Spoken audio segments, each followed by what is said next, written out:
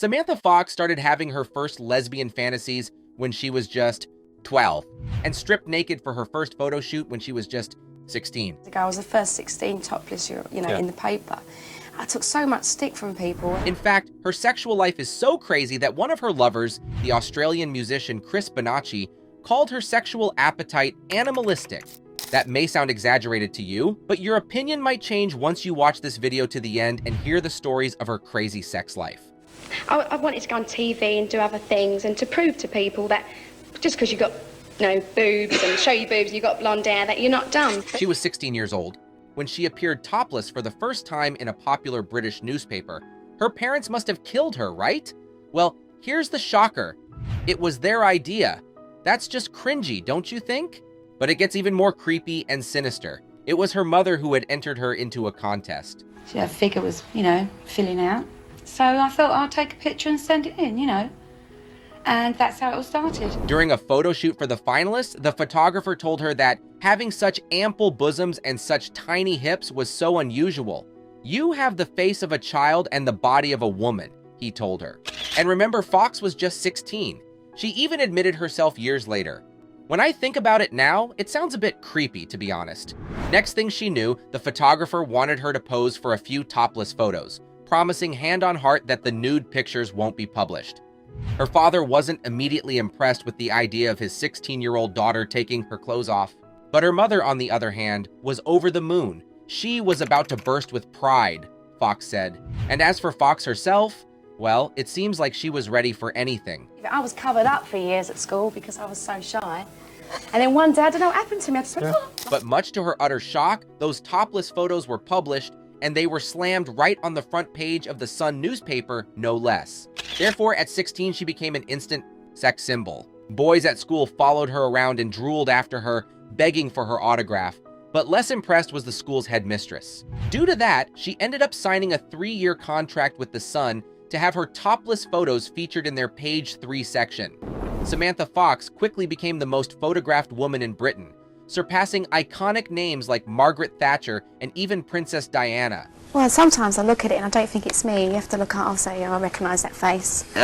And, getting used to it now. Any normal set of parents would forbid their teenage daughter from becoming a topless erotic model, but not Fox's parents. On the contrary, her mother supported her all the way, and her father became her manager. But on the other side of it, her father would also be the one to nearly ruin her career and to almost leave her bankrupt. He was a violent and controlling man. If Dad wanted me to sign something, I signed it. And if I wanted to buy anything, I had to ask him for money. Fox's mother even had to keep an emergency suitcase packed and ready, just in case he got hands-on and she had to escape. He once got so physical with Fox that she was left with a black eye and bleeding. But despite the trauma in her personal life, Fox's natural bubbly personality and raw sex appeal masked every inch of her pain. Barely 18 years old, it seems Fox was already living out her lesbian fantasies. According to another page 3 model of the time, D.B. Ashby, Fox took her under her wing when she just started modeling. She was 1 year younger than Fox and would often stay over in Fox's room, where she still lived with her parents. I was supposed to sleep on a mattress in Sam's room, and she would sleep in the bed, Ashby said, according to one source. But she would always join me on the mattress with no clothes on and put her hand on me. I was incredibly uncomfortable about it, but I was naive and thought she was just being affectionate. According to the source, Fox was incredibly possessive over the 17-year-old Ashby and wouldn't let her talk to other men. I felt trapped, Ashby said. Aside from that, Ashby also recalled one night in a gay club where another model wanted to start a catfight, warning Ashby to stay away from Fox because, as it turned out, Fox was apparently her lover. But a year later, Samantha Fox would also be on the receiving end of something very uncomfortable from the hand of none other than David Cassidy. By 19, Fox suffered her first sexual assault. To this day, many of the perpetrator's fans simply don't want to believe it.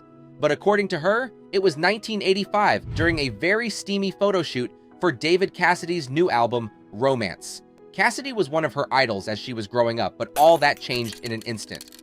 We did the shoot. He was quite excited. I don't really need to say more than that. He was sweating all over me. I was thinking, wow, this was the guy who I looked up to. He also apparently constantly rubbed his groin against her during the filming of one of the music videos. And later when Cassidy invited Fox and her father to dinner, he allegedly tried his luck again when she went to the bathroom. The door flew open and David Cassidy came storming in. Before I really had time to process what was happening, he had pushed me up against the wall and his hands were all over me.